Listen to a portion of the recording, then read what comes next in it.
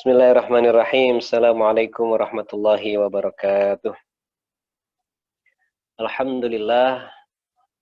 Wassalatu wassalamu ala rasulillah nabiyina Muhammad ibn Abdillah wa ala alihi wa ashabihi wa mawalah amma ba'd.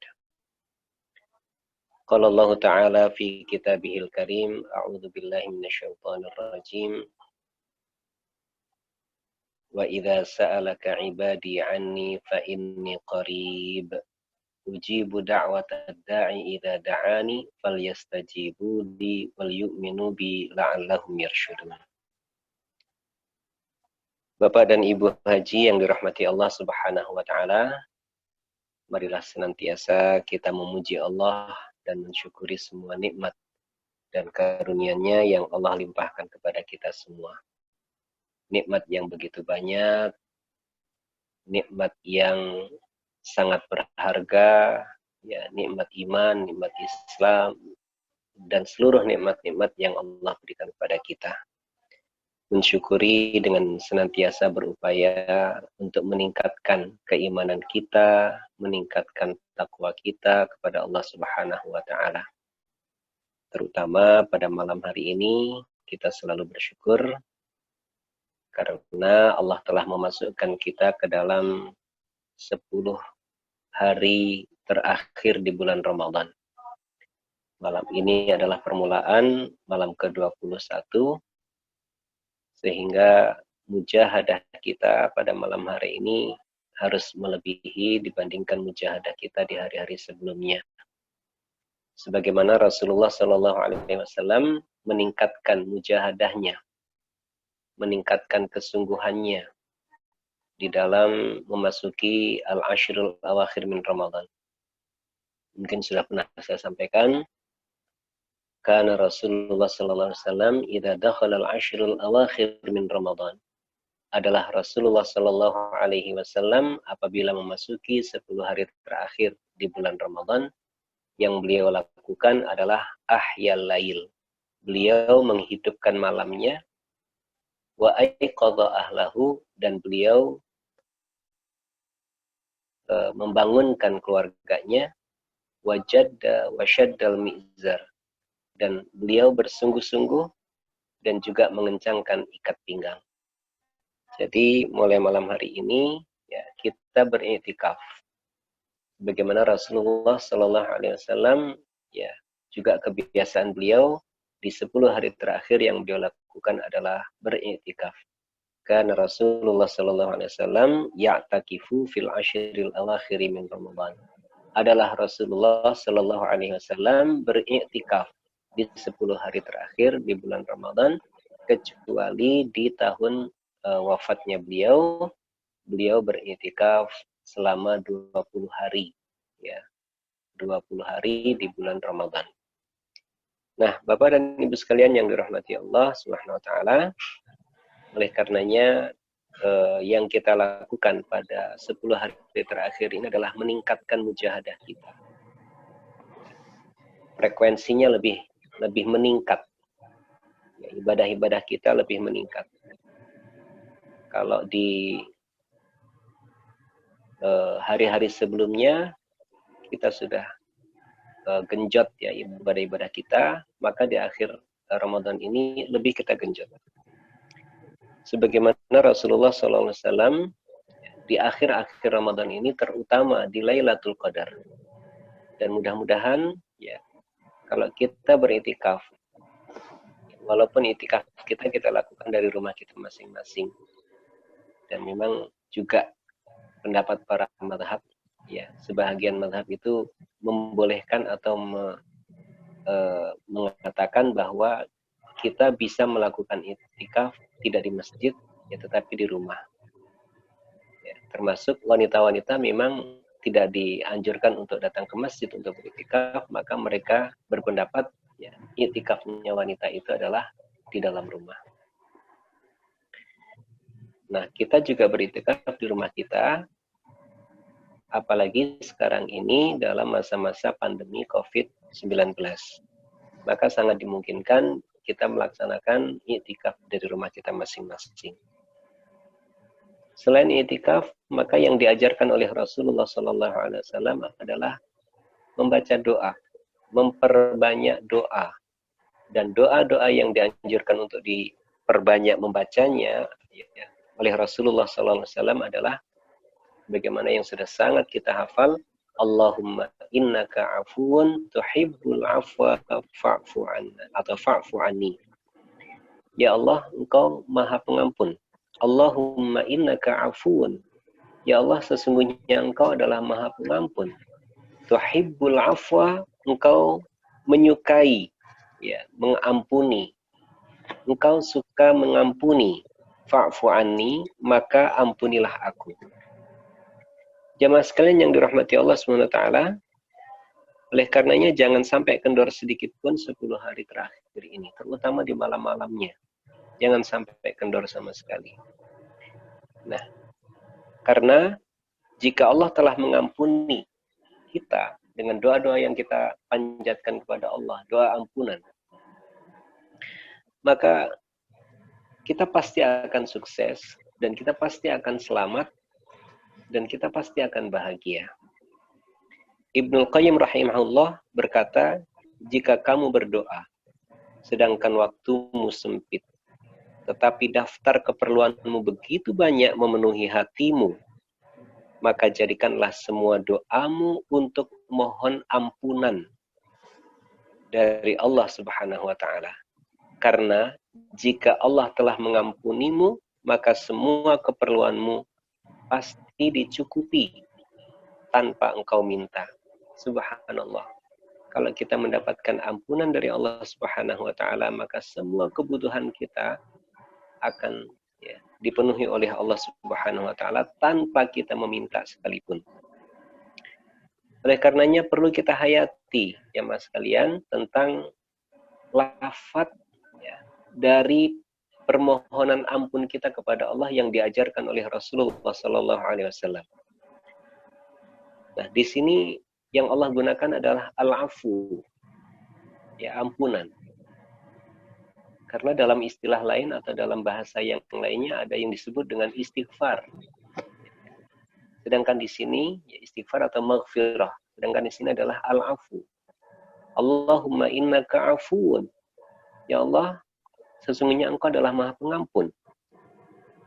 Nah, di dalam doa ini terkandung ya, beberapa arti. Yang pertama, di dalam kata ampunan di sini adalah mengandung makna kesehatan fisik. Al-afu ini juga mengandung kesehatan fisik. Maka kita juga mengenal kata al-afiyah. Ya, al-afiyah. Ini juga dari kata al-afu itu juga. Nah, kesehatan. Sehat wal-afiyat. Ya, biasanya kita mengatakan sehat wal-afiyat. Afiat itu juga sebenarnya adalah sehat juga. Nah, sehatnya di sini adalah kesehatan fisik dan juga kesembuhan dari semua penyakit, baik penyakit fisik ataupun penyakit mental. Nah, di sini ya karena terkait dengan kesehatan fisik, maka bagi Pak Jati yang sekarang sedang diuji oleh Allah Subhanahu wa Ta'ala dengan sakitnya beliau, ini juga patut sekiranya untuk diperbanyak membaca doa Allahumma innaka afuwun tuhibbul afwa fa'fu anni.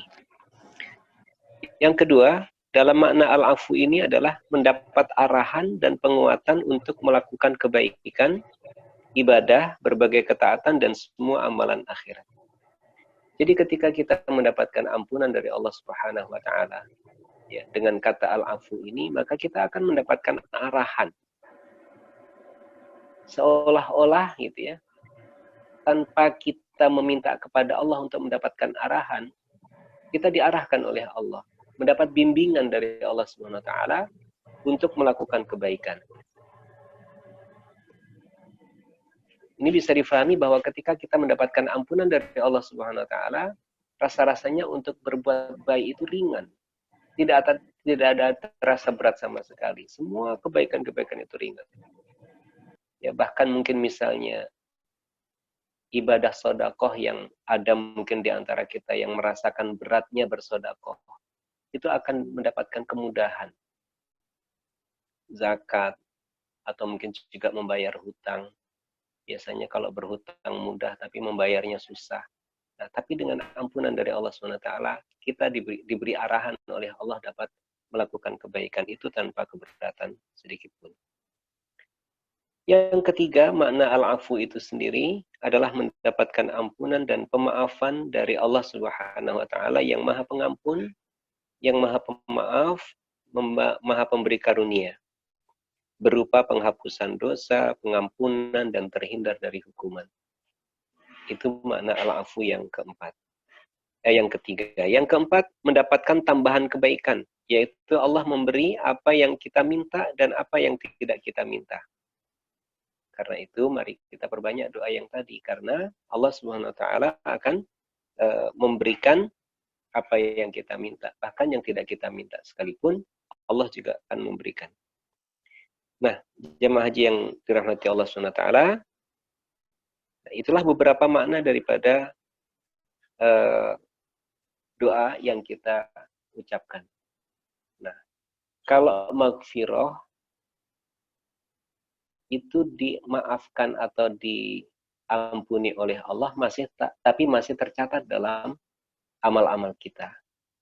Mungkin gambarannya kalau kita menghapus tulisan, ada alat-alat penghapus ya. Ketika kita menghapus masih menyisakan bekas-bekasnya. Ada juga yang ketika kita menghapus itu sama sekali hilang. Ya, sama sekali hilang. Nah, ketika kita menghapus tapi masih ada catatannya, masih ada bekas-bekas tulisannya, itulah yang disebut dengan maghfirah. Sedangkan al-afu, ampunan di sini, ya ketika sudah dihapus itu dihilangkan sama sekali.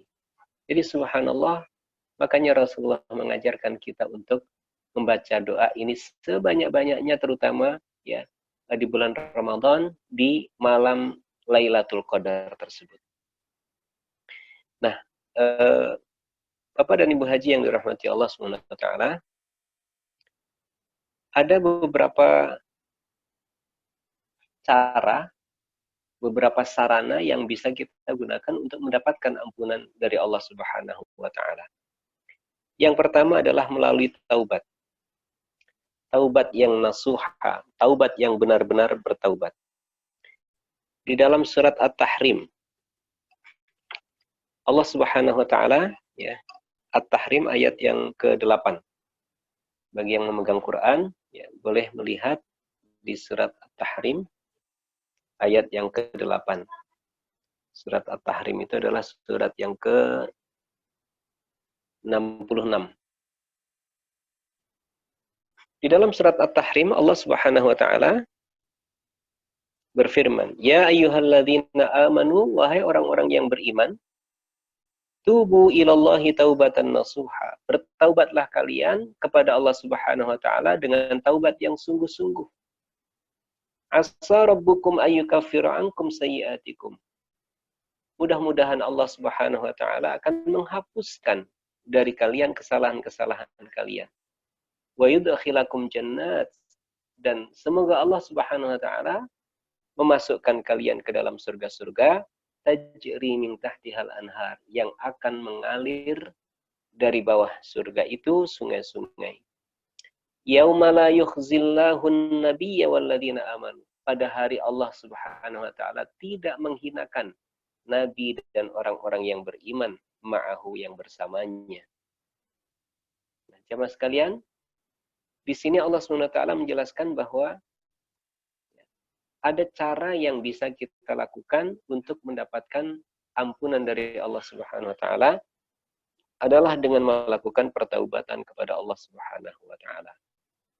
Nah, bulan Ramadan ini juga merupakan bulan taubah, ya, bulan permohonan ampun kepada Allah Subhanahu wa taala.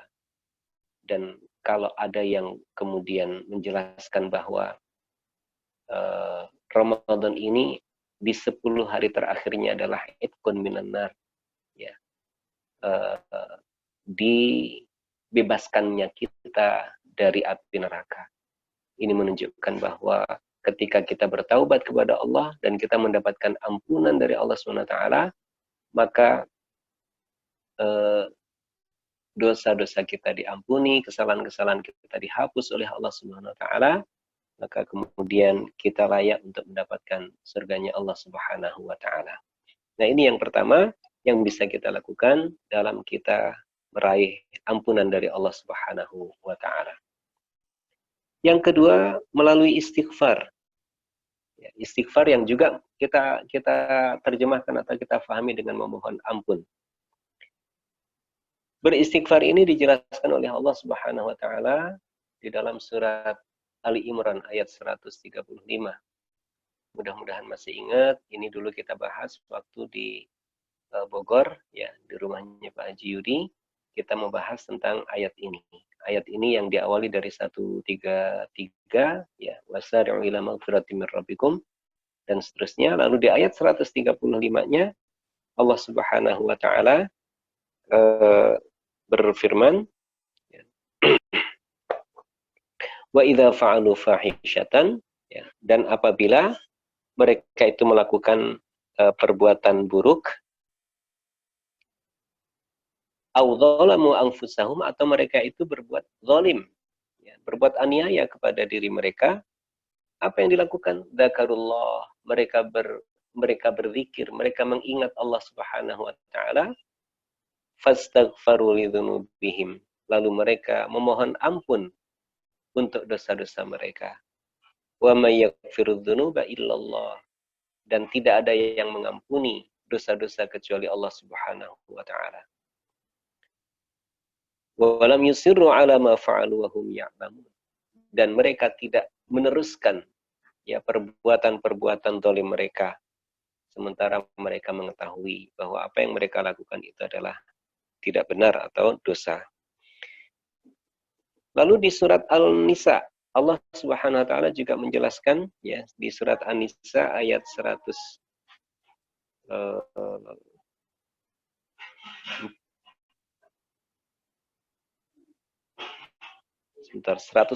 ya.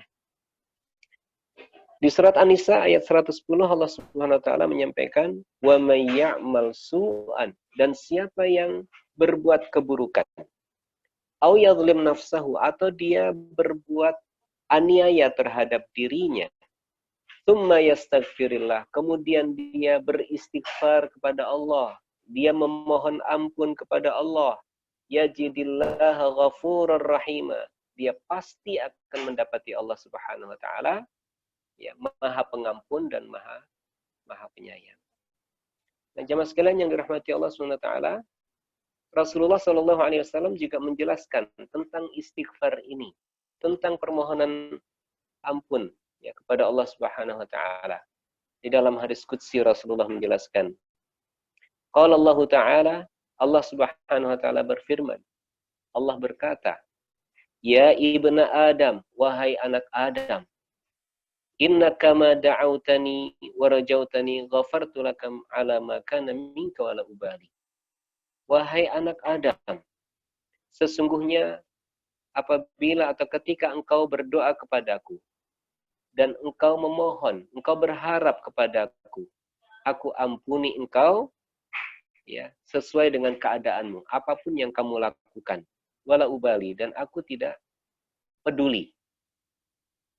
Yabna Adam, wahai anak Adam, lau balagat dzunubuka ananas sama, apabila dosa-dosamu, ya, mencapai setinggi langit, ya, atau sejumlah awan di langit.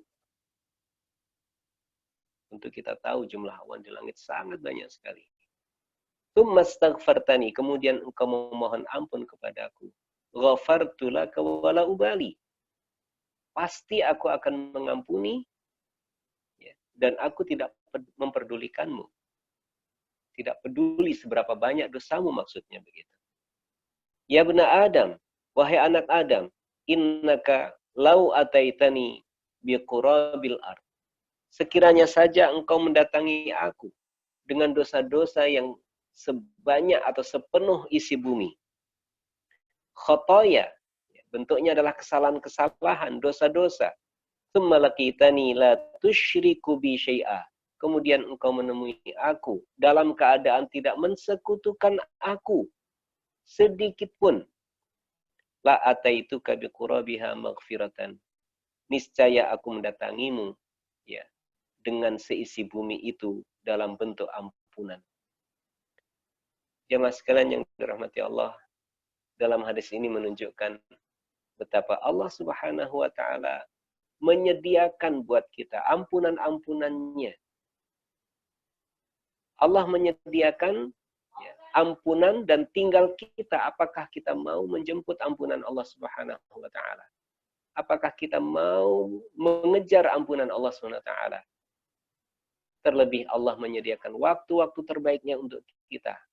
Termasuk di 10 hari terakhir ini adalah waktu-waktu terbaik yang Allah berikan pada kita untuk mengejar maghfirahnya Allah, mengejar ampunan Allah Subhanahu wa taala. Oleh karenanya, sekali lagi kita perbanyak membaca doa-doa yang tadi diajarkan oleh Rasulullah Sallallahu Alaihi Wasallam.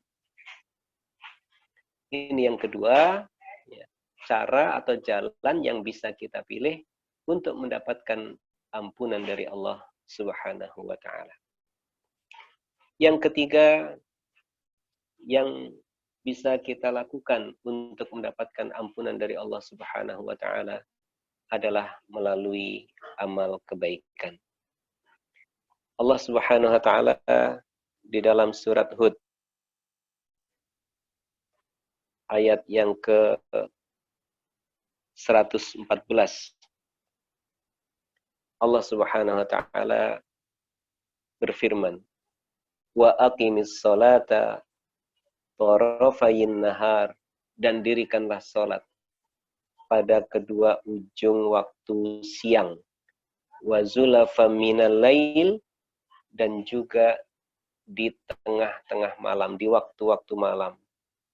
Innal hasanat, sesungguhnya kebaikan-kebaikan itu yudhibnas sayyi'at, menghilangkan keburukan-keburukan. Dzalika dzikra lidzakirin, yang demikian itu adalah peringatan bagi orang-orang yang senantiasa mengingat. Nah, jamaah haji yang dirahmati Allah SWT, ketika kita menyadari telah melakukan kesalahan, maka yang dianjurkan kepada kita adalah berbuat baik. Niscaya dengan berbuat baik itu, kesalahan-kesalahan kita, keburukan-keburukan kita diampuni oleh Allah Subhanahu wa taala. Kebaikan itu dalam bentuk apa saja? Dalam bentuk sedekah misalnya.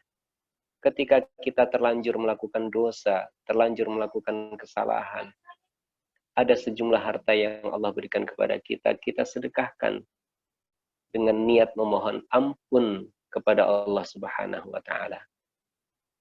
Jadi kebaikan yang mengiringi dosa kita, ya, kebaikan yang mengiringi dosa kita itu akan menghapuskan dosa-dosa itu. Sebagaimana Rasulullah Sallallahu Alaihi Wasallam juga pernah bersabda, ittaqillaha haitsuma kunta wa atbi'is sayyi'atal hasanata tamhuha wa khaliqin nasa bi khuluqin hasanin. Dalam hadisnya Rasulullah Sallallahu Alaihi Wasallam menyebutkan, ittaqillah, bertakwalah engkau kepada Allah Subhanahu wa taala. Haitsuma kunta, di mana saja engkau berada. Wa atbi'is sayyi'atal hasanata, dan ikutkan, sertakan dalam keburukan dengan kebaikan. Sertakan kebaikan dalam keburukan. Ini yang dimaksud bahwa kalau kita terlanjur melakukan keburukan, bukan berarti keburukan itu diniatkan untuk dilakukan, tetapi bila terlanjur kita melakukan perbuatan dosa, maka yang dianjurkan oleh Rasulullah adalah atbi' al-hasanah, sertakan kebaikan. Kenapa? Tamhuha, karena kebaikan itu akan menghapuskan kesalahan-kesalahan atau dosa-dosa itu. Wa khaliqin nasa bi khuluqin hasanin, dan berbuatlah, ya, berakhlaklah dengan akhlak yang baik kepada manusia. Dan jamaah sekalian yang dirahmati Allah, ya, ini yang ketiga, ya, bahwa kalau kita terlanjur melakukan keburukan atau melakukan dosa-dosa, maka kita berupaya melakukan kebaikan dengan tujuan supaya kebaikan yang kita lakukan itu bisa menghapuskan dosa-dosa kita.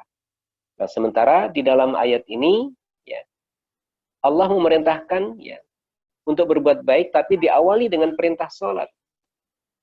Wa aqimis sholah, kata Allah SWT. Dirikan sholat. Di sini menunjukkan bahwa sholat-sholat yang kita lakukan itu menjadi penghapus dosa-dosa. Sebagaimana Rasulullah juga menjelaskan, ya, bahwa sholat-sholat kita yang 5 waktu itu adalah kafarah, menghapus bagi dosa-dosa. Kemudian dari Jumat ke Jumat berikutnya yang kita lakukan, itu juga merupakan penghapus dosa-dosa. Termasuk juga umroh ilal umroh. Dari umroh ke umroh berikutnya adalah penghapus dosa-dosa kita. Ramadan ila Ramadan. Dari Ramadan ke Ramadan itu juga menjadi penghapus. Maka tepat sekali ya, sesuai dengan yang Rasulullah SAW sampaikan, man shoma ramadhana imanan wahtisaban ghufira lahu ma taqaddama min dzambi. Siapa yang melakukan puasa di bulan Ramadan atas dasar iman, atas dasar pengharapan pahala dari Allah Subhanahu wa taala, maka diampuni dosa-dosa yang telah lalu. Dalam kaitan dengan Lailatul Qadar, Rasulullah SAW juga bersabda, man qama Lailatul Qadar imanan wahtisaban ghufira lahu ma taqaddama min dzambi. Siapa orang yang mendirikan salat qama qiyamul lail Lailatul Qadri, pada malam kemuliaan, pada Lailatul Qadar, ghufira lahu ma imanan wahtisaban, karena dasar iman dan mengharap pahala dari Allah SWT, ghufira lahu ma taqaddama min dzambi, maka diampuni dosa-dosanya yang telah lalu. Nah, jamaah sekalian yang dirahmati Allah, jangan sampai terlewatkan ya. Malam hari ini adalah malam pertama dari Al-Ashrul Awakhir, maka salah satu yang kita lakukan selain berdoa sebagaimana yang diajarkan oleh Rasulullah tadi adalah kita melakukan qiyamul lail, melakukan sholat malam. Nah, sholat malam ini yang juga dijelaskan oleh Rasulullah yang akan menghapus dosa-dosa kita yang telah lalu. Jamaah sekalian yang dirahmati Allah SWT, yang keempat, kita mendapatkan ampunan dari Allah Subhanahu wa taala melalui musibah yang Allah timpakan. Musibah yang Allah timpakan ini bisa menjadi sarana bagi kita untuk mendapatkan ampunan dari Allah Subhanahu wa taala. Di dalam surat Asy-Syura ayat yang ke-30, Allah Subhanahu wa taala berfirman, "Wa ma asabakum min musibatin fabima kasabat aydikum wa ya'fu an katsir." Dan apa yang menimpa kalian dari musibah, maka itu adalah disebabkan perbuatan tangan kalian. Dan Allah mengampuni dan Allah memaafkan kebanyakan dari dosa-dosa kita.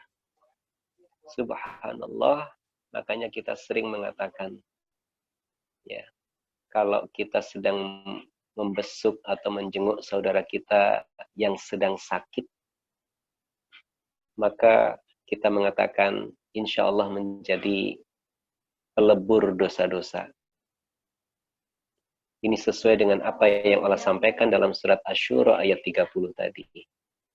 Nah, tentu ya, dengan kesabaran Pak Jati yang sedang di rumah sakit hari ini, insya Allah ya, musibah ini juga menjadi cara Allah untuk menghapus dosa-dosa. Ya, ini adalah cara dari Allah. Allah akan menghapus dosa-dosa. Dan ini juga bisa menjadi bentuk rahmatnya Allah Subhanahu wa taala. Ya. Maka sikap yang harus kita hadirkan dalam menghadapi musibah inilah yang menentukan bahwa musibah ini bisa menjadi penghapus dosa. Jangan sampai ya, ketika kita mendapat musibah, justru karena sikap yang salah, musibah itu malah menjadi dosa tersendiri. Karena ini adalah ketentuan dari Allah Subhanahu wa taala. Ya, musibah itu ketentuan dari Allah. Maka ketika kita tidak meridhai apa yang Allah tentukan, itulah dosa. Dan ketika kita ridho dengan apa yang Allah tentukan, dan justru menggunakan momentum sakit atau momentum musibah, ya, untuk memohon pahala dari Allah SWT, itulah sikap yang benar dan itu yang akan menjadi penebus dosa-dosa kita. Bukan hanya Pak Jati, kita semuanya juga sedang mendapatkan ujian, ya, wabah pandemi COVID-19 ini. Ketika kita mampu menghadirkan kesabaran kita di hadapan Allah Subhanahu wa taala dan juga tetap mampu mensyukuri nikmat yang Allah berikan kepada kita, niscaya ini juga bisa menjadi penghapus dosa-dosa kita. Maka tidak bosan-bosannya untuk selalu mengajak kepada Bapak dan Ibu sekalian untuk terus meningkatkan kesabaran kita. Ya ayyuhalladzina amanu isbiru, wahai orang-orang yang beriman, bersabarlah kalian. Wasabiru, dan lipat gandakan kesabaran kalian. Warabitu, dan waspadalah kalian. Wattaqullaha la'allakum tuflihun, dan bertakwalah kalian kepada Allah supaya kalian menjadi orang-orang yang beruntung. Allah sampaikan dalam surat Ali Imran ayat yang ke-200. Jadi sabar, meningkatkan kesabaran, meningkatkan kewaspadaan, dan bertakwa kepada Allah, inilah yang akan membuat kita beruntung. Mensikapi ya musibah yang Allah tentukan untuk kita dengan cara sabar dan terus meningkatkan kesabaran kita, itulah yang akan membuat kita beruntung. Salah satu keuntungannya adalah karena dihapuskannya dosa-dosa kita oleh Allah Subhanahu wa taala. Nah, jamaah sekalian yang dirahmati Allah, itu yang keempat ya, yang bisa kita lakukan agar kita mendapatkan ampunan dari Allah Subhanahu wa taala.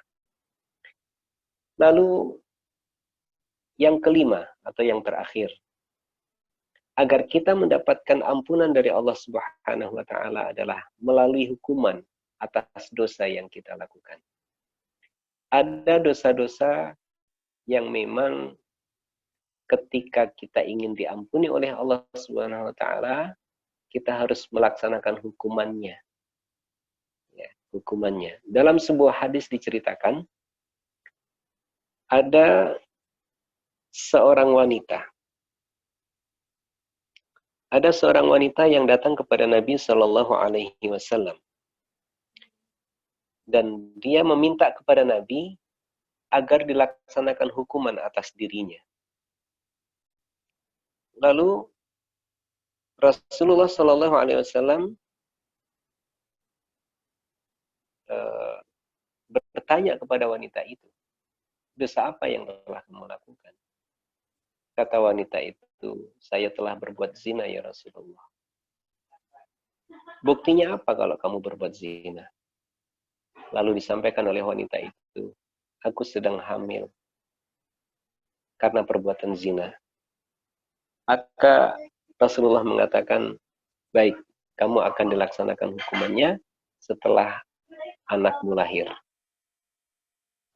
Begitu anaknya sudah lahir, datang lagi kepada Rasulullah, dan kemudian Rasulullah mengatakan, kamu akan dilaksanakan hukumannya setelah selesai menyusui.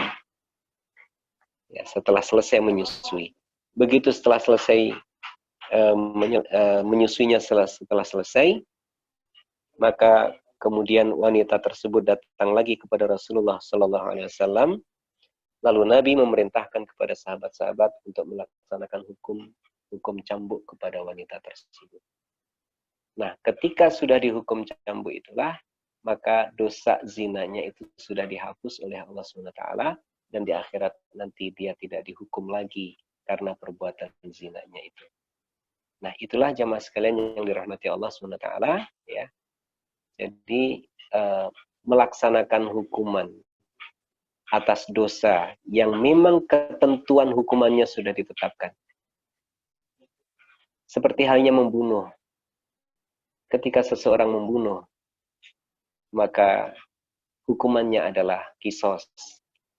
Maka seseorang bila telah siap atau telah ridho menerima hukuman kisos di dunianya, maka di akhiratnya nanti dia tidak dihukum lagi. Karena di dunianya dia sudah dilaksanakan hukumannya.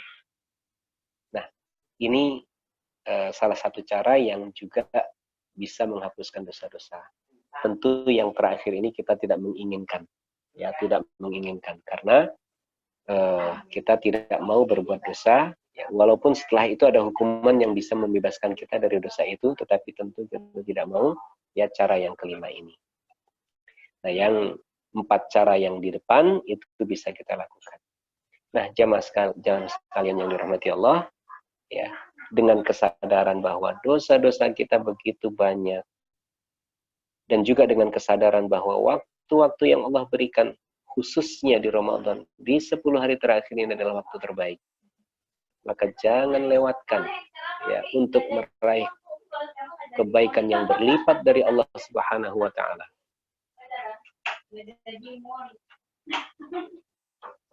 Maka malam ini dan seterusnya sampai akhir Ramadan khususnya, mari kita hidupkan malam-malam kita dengan tilawatul Quran. Kita hidupkan malam-malam kita dengan qiyamul lail. Kita hidupkan dengan doa-doa kita, doa-doa terbaik kepada Allah Subhanahu wa taala. Semoga ya kita tidak menyanyiakan waktu yang terbaik ini, dan semoga semua amal ibadah kita diterima oleh Allah Subhanahu wa taala. Bapak dan Ibu Haji, inilah yang bisa saya sampaikan. Nanti di penghujung acara atau di penghujung pengajian kita malam hari ini, kita akan berdoa untuk kita semuanya, ya lebih khusus untuk Pak Jati yang sekarang sedang menjalani isolasi di rumah sakit. Ya, semoga kita semuanya diberikan perlindungan oleh Allah, Pak Jati segera diberikan kesembuhan, ya, dan kemudian kita semuanya bisa mendapatkan rahmatnya Allah Subhanahu wa taala. Kalau ada yang ingin didiskusikan, kita persilahkan Bapak dan Ibu Haji untuk menyampaikan. Terima kasih Ustadz. Ini terima kasih sekali Pak Zaki juga sudah menuliskan di grup chat juga tadi yang dari ayat-ayat yang Ustadz sampaikan. Jadi memudahkan kita untuk referensinya langsung udah ada di situ. Monggo kalau misalnya ada yang mau bertanya terlebih dahulu.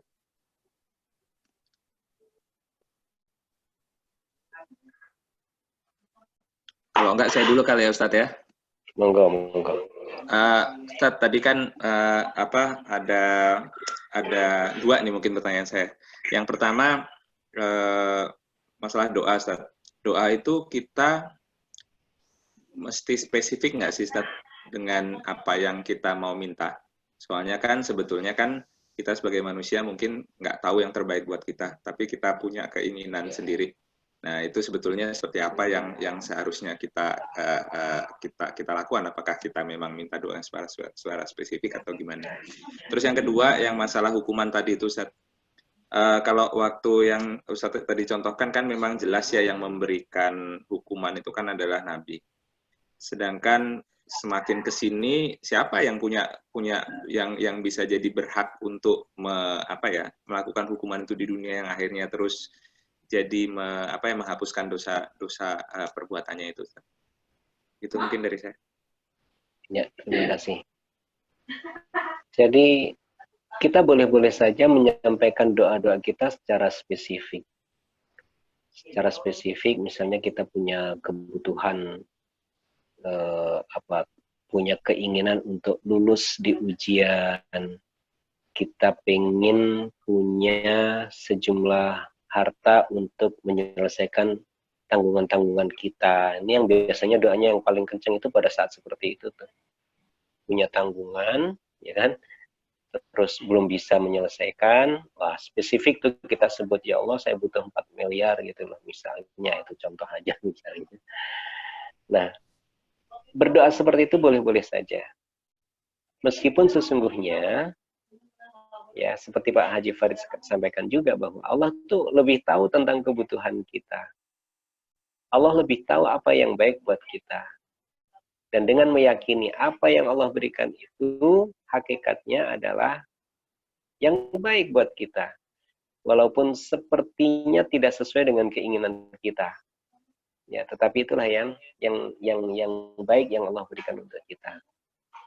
Nah, tentu dengan doa-doa yang tidak secara spesifik, ya, ini lebih mengena.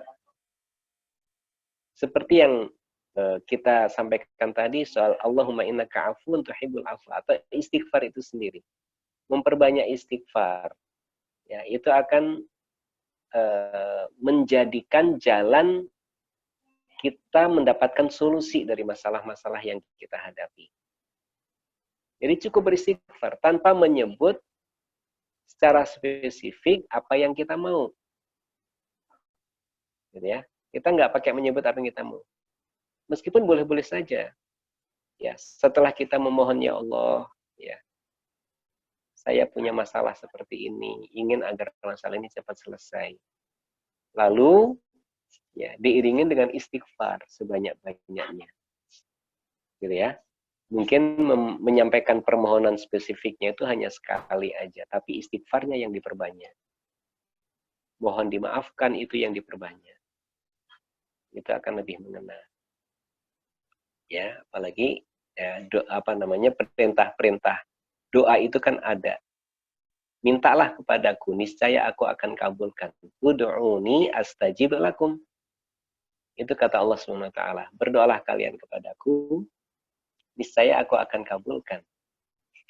Dan di salah satu ayat yang disampaikan oleh Allah di sela-sela pembicaraan tentang puasa, wa idza sa'alaka ibadi anni fa inni qarib. Dan apabila bertanya atau meminta atau bertanya kepadamu wahai Muhammad, hamba-hambaku tentang aku, fa inni qarib, maka sesungguhnya aku itu dekat. Ujibu da'watad da'i, aku mengabulkan doanya orang yang berdoa. Idza da'ani, apabila dia berdoa kepada aku. Jadi dari ayat ini itu juga bisa kita pahami, ya, bahwa doa-doa apa saja, spesifik atau yang tidak spesifik, ya, itu akan dikabulkan oleh Allah Subhanahu wa taala. Tapi itu juga dengan diiringi, ya, istighfar, permohonan ampun kepada Allah Subhanahu wa taala.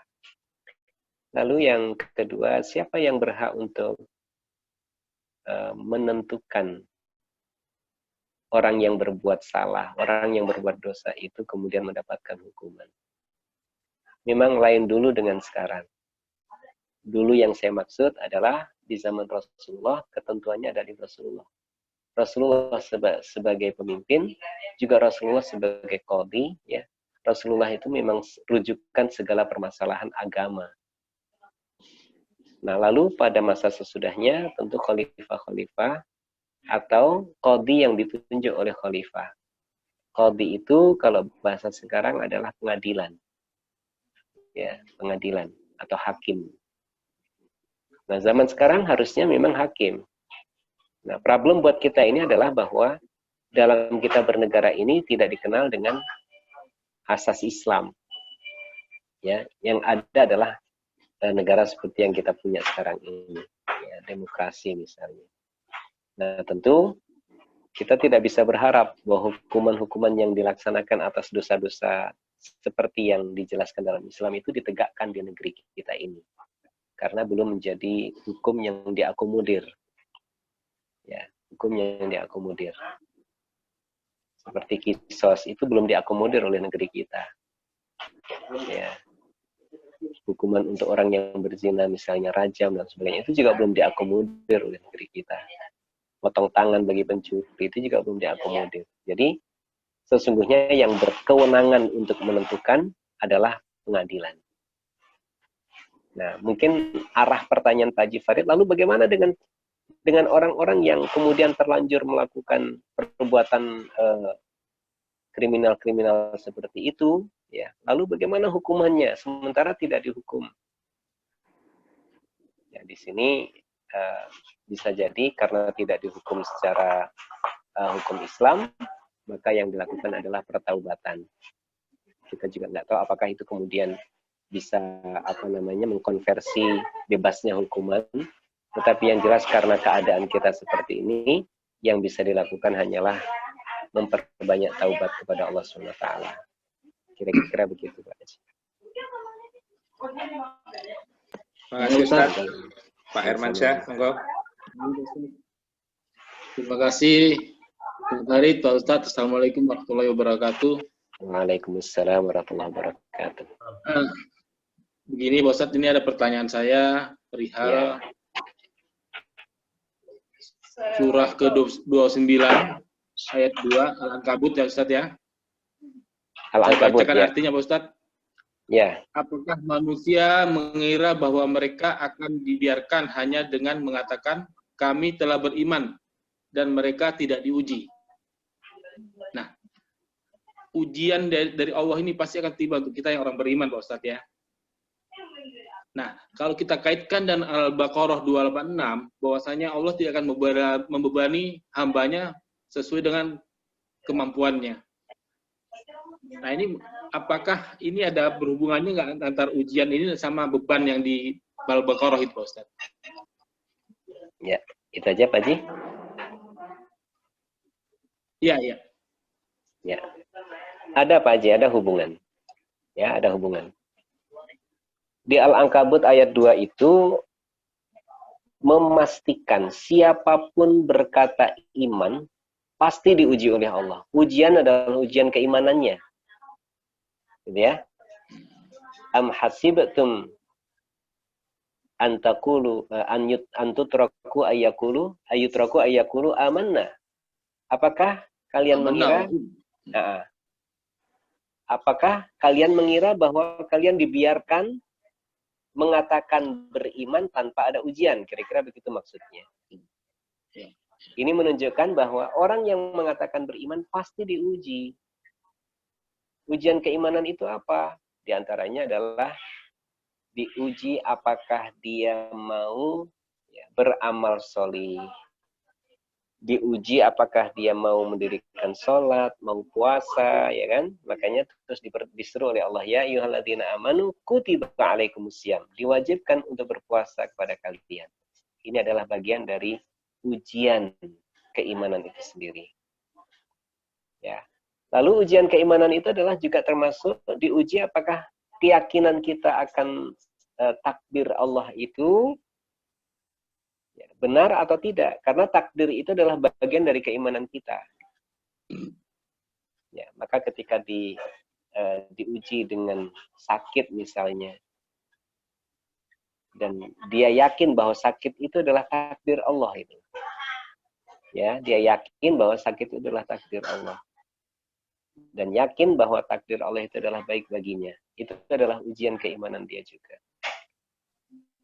Nah, yang kedua, ya di surat Al-Baqarah tadi, ya 286, la yukallifullahu nafsan illa wus'aha. Allah tidak membebani seseorang. Nah, beban di sini beban apa? Beban perintah dalam agama, beban ujian, ya. Semua beban-beban dalam kehidupan kita ini itu sesuai dengan kesanggupan kita. Ya, sesuai dengan kesanggupan kita. Kalau ada orang yang diuji oleh Allah dalam kehidupan ini dengan ujian-ujian yang misalnya bertubi-tubi dan ujiannya berat, kemudian dia merasa nggak sanggup menghadapi ujian ini, hakikatnya bukan dia nggak sanggup, tapi dia tidak melakukan hal-hal yang dapat meringankan ujian atau beban hidup dia. Makanya kemudian Allah memberikan cara-cara Rasulullah juga memberikan cara-cara agar kita ya menemukan kesanggupan kita. Jadi menemukan kesanggupan. Jadi bukan dia nggak sanggup, tetapi dia belum menemukan kekuatan yang ada dalam diri dia untuk menghadapi ujian-ujian itu.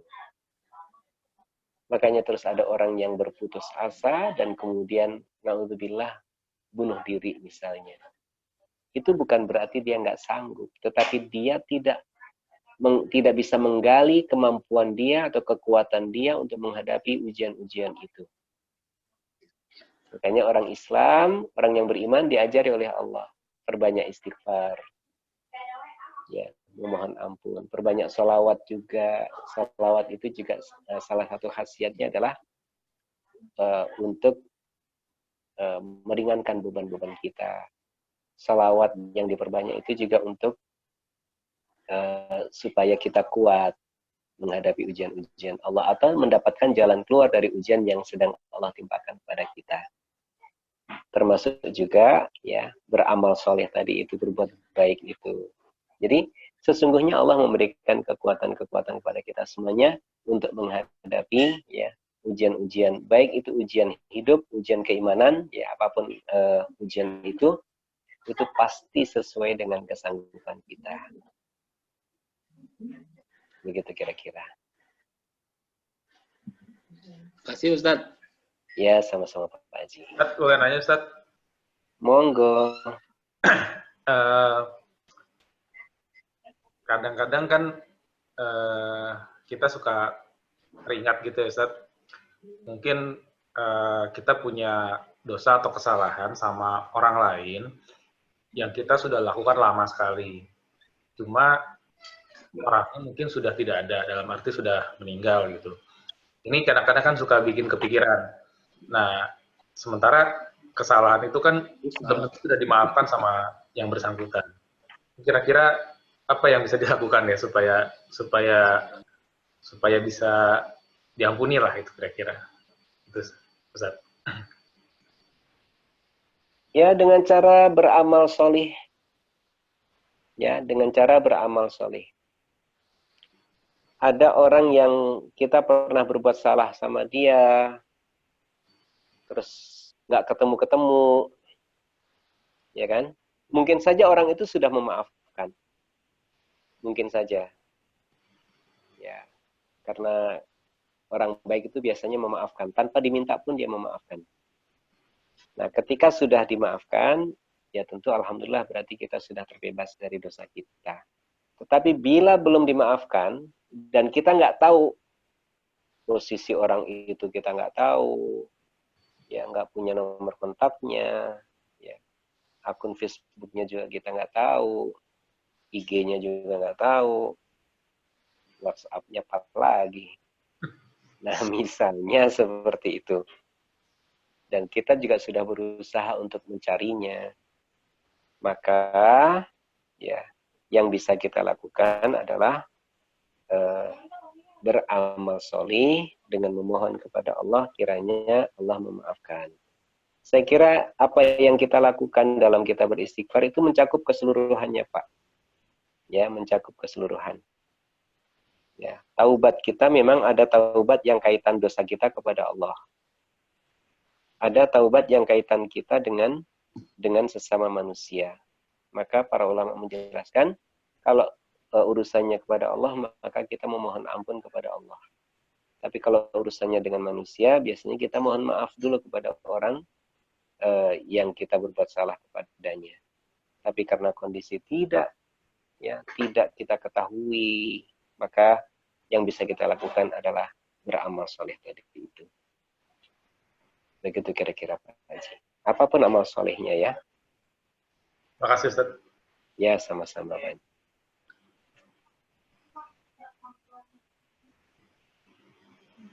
Ada yang lain, Bapak, Ibu?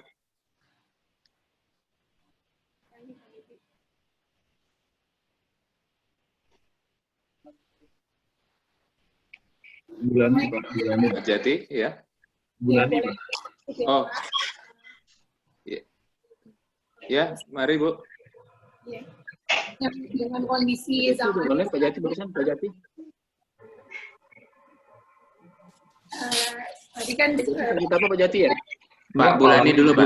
Bulani. oh, ya, maaf, Pak Jati mau tanya Pak? Enggak. Saya enggak Bulani. Iya mau tanya Pak Ustadz, tadi kan sayangnya kan sekarang kan kondisi zaman tuh kan jauh ya, maksudnya untuk ya seluruh negara itu jauh dari penerapan hukum Islam termasuk Indonesia. Sebenarnya kita sebagai Muslim itu punya apa ya Pak Ustadz ya, punya semacam kewajiban sosial juga nggak sih Pak Ustadz? Maksudnya apa yang bisa kita lakukan gitu, karena nauzubillah min dzalik, cuman sekarang kan misalkan kita lihat banyak di sekeliling kita, misalnya orang yang menikah, yang hamil di luar nikah itu kan banyak sekali.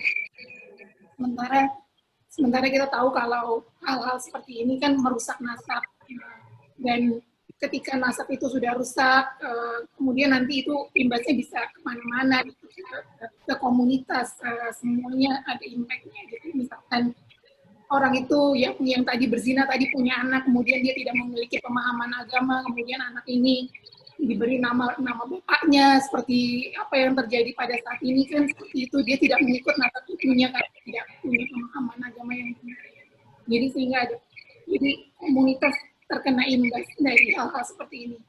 Kita tuh punya kewajiban nggak ya Pak Ustadz untuk melakukan perubahan, apa ya kita cuma bisa doa saja gitu, karena kan kapasitas kita untuk melakukan sesuatu, untuk menolak hal-hal tersebut itu mungkin terbatas. Gitu. Apa kita ikut berdosa menanggung hal-hal yang terus-menerus terjadi di sekitar kita. Nah, kadang-kadang hal ini juga bisa jadi terjadi, nauzubillah, sama seseorang yang kita kenal, gitu, mungkin teman kita atau saudara kita, atau ya gitu. Kira-kira bagaimana? Ya, terima kasih. Memang persoalan sosial, terutama kalau kita tadi contohkan adalah soal perzinahan, itu implikasinya sangat luas, ya, dan golongannya berat. Kalau akan kehamilan dan kemudian ada anak, lebih-lebih kalau implikasinya anaknya adalah anak perempuan, implikasinya nanti adalah kepada anak itu nggak bisa dinikahkan oleh bapak atau laki-laki yang berbuat kepada ibunya itu, nggak bisa jadi walinya. Itu beban moral buat wanita, buat anak yang mau dinikahkan itu sangat berat. Bahkan misalnya ketika terjadi perbuatan itu dan kemudian hamil dan kemudian menikah setelah hamil, gitu ya, itu kemudian anaknya nanti itu, kalau perempuan tidak bisa bapaknya itu menjadi wali meskipun bapaknya nikah resmi, ya, nikah bener sama ibunya, tapi nanti si bapak ini nggak bisa menikahkan. Coba implikasinya akan memanjang. Dan ada bapak yang malu mau mengatakan sejujurnya kepada anaknya, dia nggak sanggup mengatakan, tidak menikahkan, dia tahu dia orang tuanya misalnya. Nah, ini implikasinya berat. Selain juga berimplikasi kepada warisan. Nanti nggak terima warisan si anak ini dari bapaknya. Coba seperti itu implikasinya, ya. Nah, sehingga kita memang punya kewajiban secara sosial. Tetapi kewajiban secara sosial ini ya tidak bisa kita lakukan optimal ya, kecuali dengan kita memilih penguasa-penguasa itu dari kalangan kita dan punya semangat untuk melakukan perubahan itu. Nah, mungkin bahasa lainnya secara politik. Ini, mohon maaf, ini tidak terkait dengan partai politik apapun, ya. Tetapi kita bicara soal bagaimana Rasulullah itu menjadi pemimpin bagi negeri Madinah waktu itu. Ya. Kemudian setelah Rasulullah berlanjut kepada khalifah-khalifah. Itu sebenarnya bukan hanya pemimpin umat Islam saja, tetapi lebih dari itu adalah pemimpin umat Islam secara politis. Ya. Dan karena yang orang lain itu tahu bahwa kekuatan umat Islam secara politik itu adalah dengan adanya khalifah-khalifah, adanya dari Rasul kemudian diganti oleh para khalifah, itu adalah kekuatan politik yang susah untuk ditembus. Maka apa yang mereka lakukan dengan cara mengadu domba? Maka terjadilah apa yang terjadi pada zaman Ali, ya, bin Abi Thalib radhiyallahu anhu. Terjadinya perang saudara. Itu juga merupakan hasil hasutan-hasutan orang-orang munafik. Dan sampai kemudian akhirnya, ya, pada tahun 1924 kekhalifahan ini kemudian dibubarkan, ya, kekhalifahan terakhir yang berpusat di Turki itu, ya. Nah, kemudian sampai sekarang umat Islam kita terombang-ambing. Nah, sesungguhnya kalau kita bicara tentang tanggung jawab sosial kita, ini nggak bisa lepas dari tanggung jawab kita secara politik. Jadi harusnya memang pemimpin-pemimpin di negeri manapun sebenarnya, ya, kalau mau tegaknya hukum-hukum Islam, ya ditegakkan oleh orang-orang Islam sendiri. Kita memang nggak bisa berharap dari yang bukan Islam untuk menegakkan hukum-hukum itu sendiri. Nah, jadi banyak kemaksiatan itu karena memang political will-nya ibaratnya gitu, keinginan politiknya itu. Ini kayak sekarang misalnya pencegahan COVID ini kalau nggak dilakukan oleh pemerintah, ya kan, nggak bisa jalan. Kalau hanya ulama saja yang bicara, ya nggak bisa jalan. Maka harus ada kebijakan-kebijakan yang dibuat oleh pemerintah. Nah, begitu juga dengan hal-hal lain, ya, bukan hanya wabah corona saja, tetapi juga wabah maksiat. Ini juga harus ada kekuatan politik yang bisa mendorong itu. Sekarang gini sajalah, kita nggak usah bicara ini Islam atau bukan, tetapi ketika misalnya ada pemerintah yang peduli kepada sosial, ya, kalau di Jakarta misalnya dulu tempat-tempat taman-taman itu selalu kalau ada lampunya dipecahin. Kenapa? Supaya taman itu gelap. Kalau gelap itu menjadi tempat maksiat, ya, entah minum-minuman keras, entah pelacuran dan lain sebagainya. Tapi ketika pemerintahnya punya kepedulian itu nggak lama itu bisa dibereskan. Nggak lama bisa dibereskan. Ya, contoh yang paling konkret adalah yang di Jakarta Utara, yang dulu adalah tempat maksiat sekarang menjadi Islamic Center. Itu kan kekuatan politik yang bisa melakukan itu, gitu. Kekuatan kekuasaan, gitu. Dan karena kekuasaan ini adalah diambil secara politik, ya berarti memang politik yang harus mengambilnya. Nah, ini yang yang mesti kita lakukan sebenarnya. Dan kalau sekarang kita tidak bisa melakukan apa-apa, setidaknya kita tidak berdiam diri. Entah dengan cara melakukan dakwah-dakwah yang seperti kita lakukan ini, ya. Dan ada keinginan supaya berbagai macam bentuk kemungkaran dan kemaksiatan itu bisa kita hindari dan kita jauhkan dari masyarakat kita.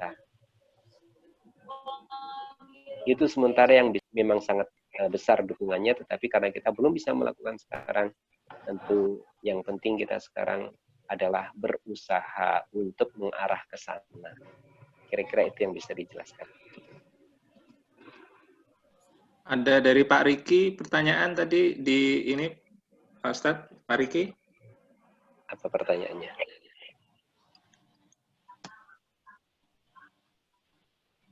Wah, nge-freeze Pak Riki. Kalau saya boleh bacain di sini, Ustadz mau tanya, kadang untuk berbuat baik itu banyak godaannya dan kadang agak berat melakukannya, ya. Bagaimana agar dimudahkan dalam melakukan kebaikan? Ya.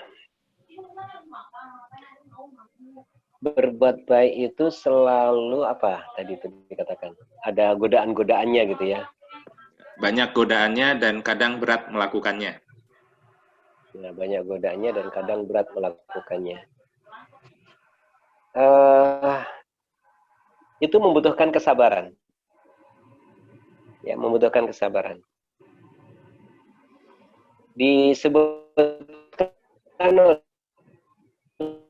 Allah, ya, Al-Baqarah itu ayat yang ke-45 dan 46. Kalau saya tidak salah, 45 dan 46. Allah SWT berfirman, "Wasta'inu bis-sabri was-salah wa innaha lakabiratun illa 'alal khashi'in." Dan minta tolonglah kepada Allah SWT dengan melakukan kesabaran dan salat. Dan sesungguhnya kesabaran dan salat itu adalah berat.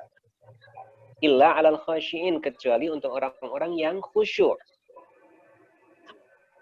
Ya, yang khusyuk. Khusyuk dijelaskan oleh Allah. Khusyuk itu apa? Khusyuk itu tunduk. Orang yang tunduk itu seperti apa? Alladzina yadhunnuna annahum mulaqu rabbihim wa annahum ilaihi raji'un. Ya. Orang yang tunduk, orang yang khusyuk itu adalah orang-orang yang yakin bahwa mereka akan bertemu dengan Allah Subhanahu wa taala. Dan mereka yakin bahwa kepada Allah lah mereka akan kembali. Nah, jadi supaya kita ya bisa merasa ringan atau tidak berat melakukan kebaikan-kebaikan itu, maka kesiapan untuk tunduk kepada Allah, khusyuk itu tunduk kepada Allah SWT. Kan bisa melihat ya, orang kalau lagi misalnya lagi ngaji khusyuk banget, lihat wajahnya nunduk. Nah, nunduk itu bisa saja merem gitu kan. Tetapi kalau khusyuk dalam makna berbuat baik, itu adalah orang yang yakin bahwa mereka akan bertemu dengan Allah di hari kiamat, dan juga akan mereka itu akan kembali kepada Allah SWT. Jadi semuanya dikembalikan kepada Allah. Nah, jadi supaya ringan melakukan kebaikan, ya, lakukan ke semua itu karena tunduk kepada Allah. Kalau melakukannya karena ria, itu berat. Kalau melakukannya karena ingin disebut ya sebagai orang yang dermawan, itu juga berat. Kalau melakukannya supaya ingin dikatakan pemberani, kalau mau perang, itu juga berat. Ya, yang ringan itu adalah kalau kita melakukannya karena tunduk patuh kepada Allah. Ya, jadi tanamkan ketundukan. Selalu diniatkan tunduk. Melihat orang miskin, minta-minta, ya, kita tunduk pada Allah. Ya Allah, ini diperintahkan oleh Allah untuk bersedekah. Nah, ketika diperintah oleh Allah untuk sedekah, insya Allah itu tidak ada rasa berat. Ketika kita mau sholat, sholat itu perintah Allah, bukan untuk dilihat orang dan sebagainya.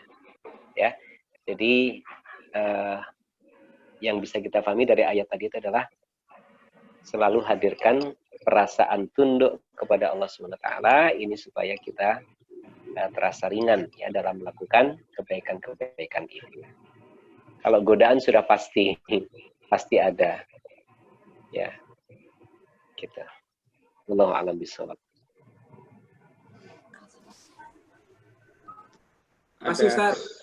Sama-sama. Ada pertanyaan lain, Bapak Ibu? Pak Haji Nur. Pak Haji Nur, kopinya mana Pak Haji Nur? Ini kopi saya nih. Ini kopi saya nih. Bisa. Pak, ya, Pak Junaidi. Boleh saya nanya, Pak? Monggo, Pak. Monggo. Ya, saya Junaidi dari B1, Pak. Mantap. Berhubungan dengan ujian apa tadi yang pertama itu ya, ada orang mengatakan bahwa kadang-kadang ujian itu berupa kesenangan duniawi pun, ya kesuksesan duniawi bisa dikatakan ujian.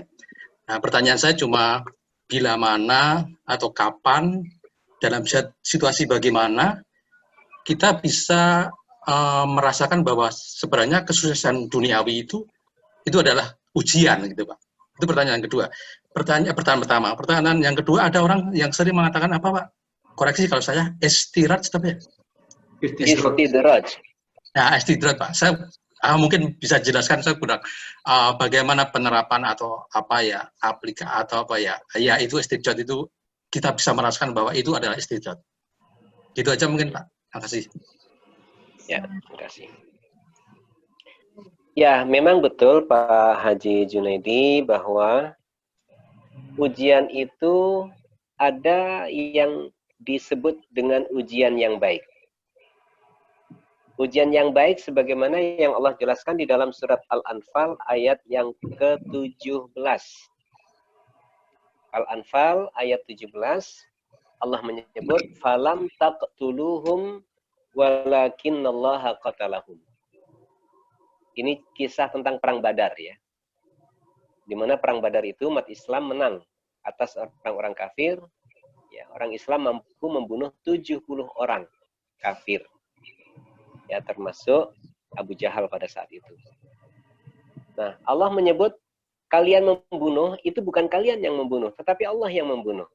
Ya, falam taqtuluhum walakinallaha qatalahum. Wa ma ramaita id ramaita walakinallaha rama. Bukan kamu yang melempar pada saat kamu melempar. Jadi ceritanya Nabi Muhammad pada saat itu mengambil segenggam pasir. Nah, segenggam pasir itu dilemparkan ke arah orang-orang kafir. Dan orang-orang kafir yang jumlahnya 1000 itu kelilipan semuanya. Nah, ini kuasa Allah. Nah, maka kata Allah, bukan kamu yang melempar pada saat kamu melempar, tapi Allah yang melempar.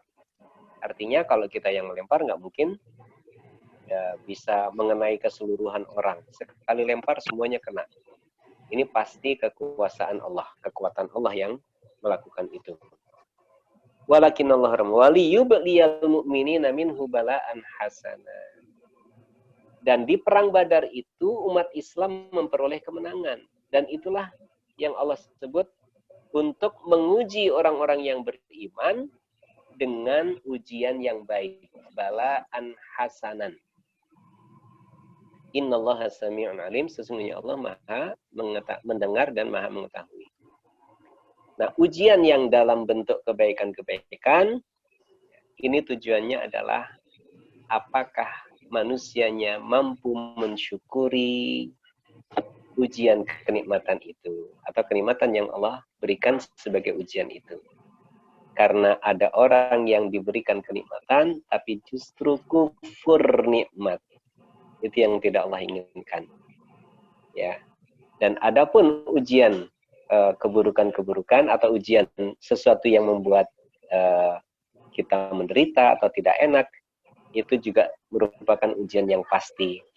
Di surat Al-Baqarah ayat 155 Allah menyebut walanabluwannakum bisyai'in minal khaufi wal ju' dan seterusnya ya. Nah, itu udah ujian yang udah pasti bahwa Allah menguji dengan rasa takut, dengan rasa lapar, dengan kekurangan harta, kekurangan jiwa, dan kekurangan buah-buahan. Nah, itu ujian Allah. Nah, diuji dengan keburukan, apakah kita mampu bersabar atas ujian tersebut. Nah, bagaimana kita mendeteksi bahwa keburukan itu adalah ujian? Ya kan? Buat orang yang beriman, semua hal-hal buruk yang dialami itu pasti ujian. Ya, pasti ujian. Nah, ujian itu bisa berfungsi sebagai pengingat, penyadar buat kita. Kita sudah mengaku beriman, tapi bisa jadi kita kurang istighfar. Ya kan? Maka ketika diberikan ujian itu kita memperbanyak istighfar. Nah, ini ujian yang baik, ujian yang buruk, tapi kemudian kita menyadarinya sebagai pengingat, ya, peringatan dari Allah Subhanahu wa taala. Kalau buat orang yang kafir itu sudah pasti azab, siksaan. Maka lihatlah orang-orang kafir hanya hilang beberapa hartanya saja sudah tersiksa. Ya, dibandingkan kenikmatan yang Allah berikan, mereka sudah sangat tersiksa. Itu siksaan di dunia, ya. Itu yang pertama. Lalu soal yang kedua tentang istidraj. Dalam satu hadis ya Rasulullah menjelaskan yang namanya istidraj itu adalah apabila engkau melihat seseorang mendapatkan rizki karena maksiatnya, maka itulah istidraj. Ya. Seseorang mendapatkan rizki karena maksiatnya. Ada orang yang maksiatnya banyak tapi duitnya juga banyak. Ya, makin dia maksiat, makin dapat banyak. Misalnya nih, mohon maaf ya, nyogok misalnya, nyuap. Dia makin nyuap, makin dapat proyek. Makin nyuap, makin dapat proyek. Itu khawatir itu adalah istidraj. Ya kan? Karena nyuap itu adalah perbuatan dosa. Tapi dengan nyuap malah kita menjadi banyak harta. Atau urusan kita mudah karena nyuap. Udah gitu, habis nyuap kita bilang alhamdulillah lagi.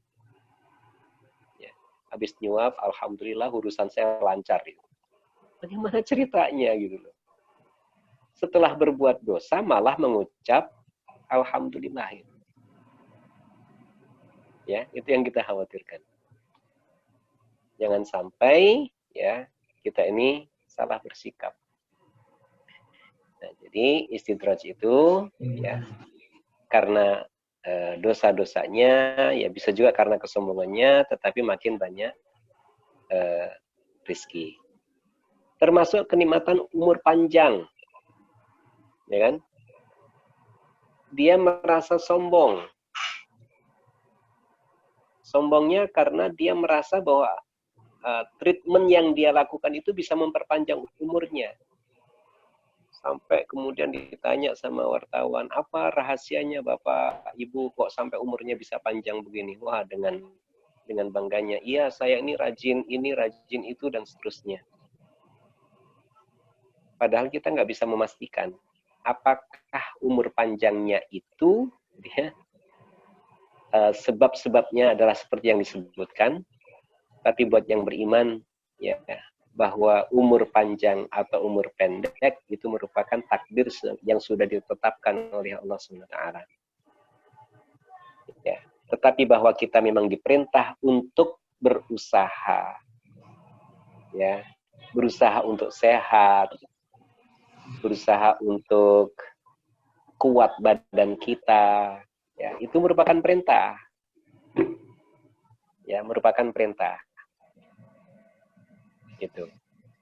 Jadi bukan memperpanjang umur, tetapi membuat kita olahraga supaya badan kita sehat. Kita olahraga supaya badan kita kuat. Karena Allah menyukai mukmin yang kuat. Al-mu'minul qawiyyu khairun wa ahabbu ilallah minal mu'minid dha'if. Dalam hadisnya Rasulullah menjelaskan, ya, mukmin yang kuat itu lebih baik dan lebih disukai oleh Allah daripada mukmin yang lemah. Itu tidak terkait sama sekali dengan umur panjang. Umur panjang itu adalah ketetapan yang sudah Allah berikan untuk kita semuanya. Begitu kira-kira. Ya, yang namanya istidraj seperti itu, Pak Haji. Monggo, Pak Farid. Ya, ada lagi? Kalau tidak ada, mungkin karena sudah jam 10 ya Ustadz ya. Mungkin kita mungkin kita bisa tutup dengan doa kali Ustaz. Baik. Bapak dan Ibu Haji, mari kita ikhlaskan doa kita kepada Allah Subhanahu wa taala. Mudah-mudahan permohonan kita kepada Allah Subhanahu wa taala ini diijabah oleh Allah Subhanahu wa taala. Dan mari kita awali doa kita dengan membaca Al-Fatihah. A'udzu billahi minasyaitonir rajim. Bismillahirrahmanirrahim. Alhamdulillahirabbil alamin. Arrahmanir rahim. Maliki yaumiddin. Iyyaka na'budu wa iyyaka nasta'in. Ihdinas siratal mustaqim. Shiratal ladzina an'amta 'alaihim ghairil maghdubi 'alaihim waladdallin. Amin. Bismillahirrahmanirrahim. Allahumma shalli ala sayyidina Muhammad wa ala ali sayyidina Muhammad. Wasallim radhiyallahu tabaraka wa ta'ala an kulli sahabati Rasulillahi ajma'in. Alhamdulillahi rabbil alamin. Allahumma ighfir lana wa liwalidayna warhamhuma kama rabbayana shighara. Allahumma ighfir lana wa li ikhwanina alladhina sabaquna bil iman wa la taj'al fi qulubina ghillan lil ladzina amanu innaka ra'ufur rahim. Allahumma innaka afuwun tuhibbul afwa fa'fu anna.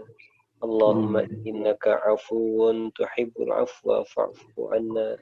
Allahumma innaka afuwun tuhibbul afwa fa'fu anna. Allahumma inna nas'aluka salamatan fid din wa afiyatan fil jasad wa ziyadatan fil ilmi wa barakatan fil rizqi wa taubatan qabla al-maut wa rahmatan 'indal maut wa maghfiratan ba'dal maut. Allahumma hawwin 'alaina fi sakaratil maut wan najata minan nar wal 'afwa 'indal hisab.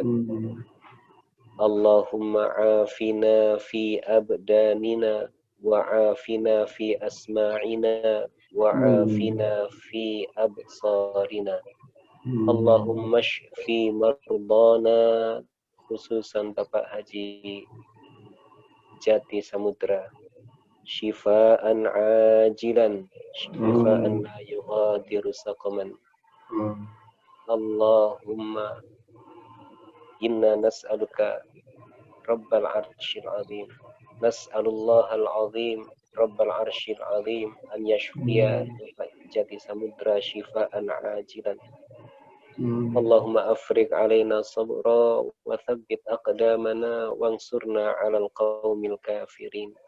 Allahumma dfa' 'anna al-bala wal waba wal fahsya wal mihan wal fitan ma dhahara minha wa ma batan min baladina hadha khassah wa min buldanil muslimina 'ammah innaka 'ala kulli syai'in qadir.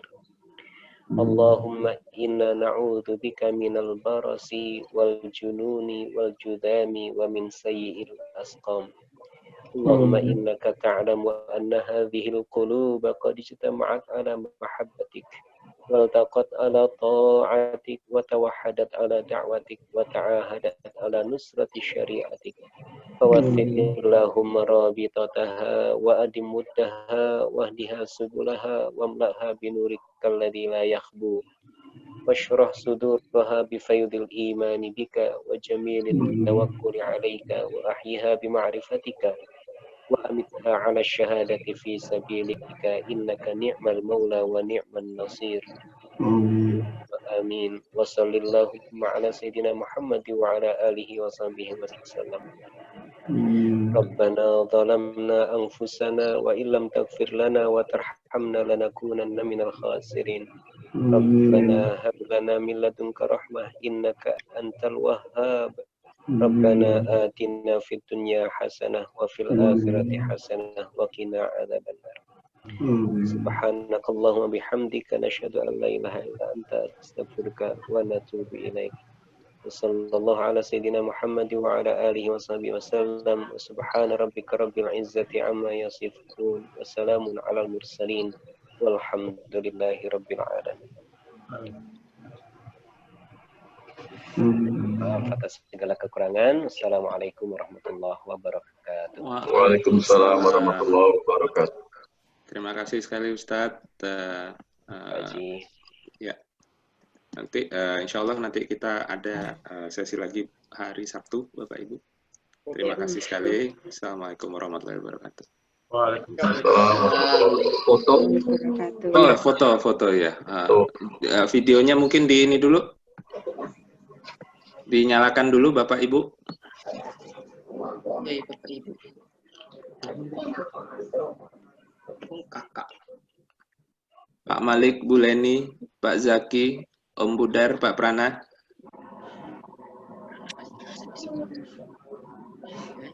Apa? Ya, sudah. Kita kalau tidak kita foto sekarang aja ya. Ya, itu Pak Prana sudah kelihatan. Oke, 1, 2, 3. Siap. Terima kasih.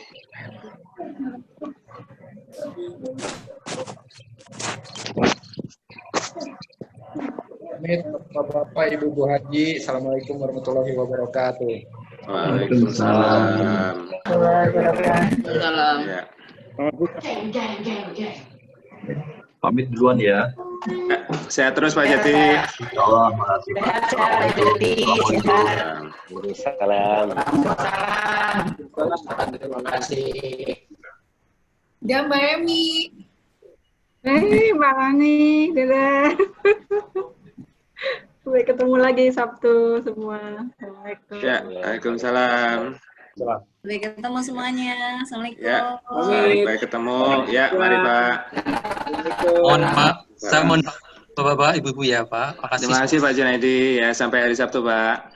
Terima kasih Pak. Oke, saya juga pamit. Terima kasih Ustaz. Waalaikumsalam. Terima kasih Pak Ustaz. Ya.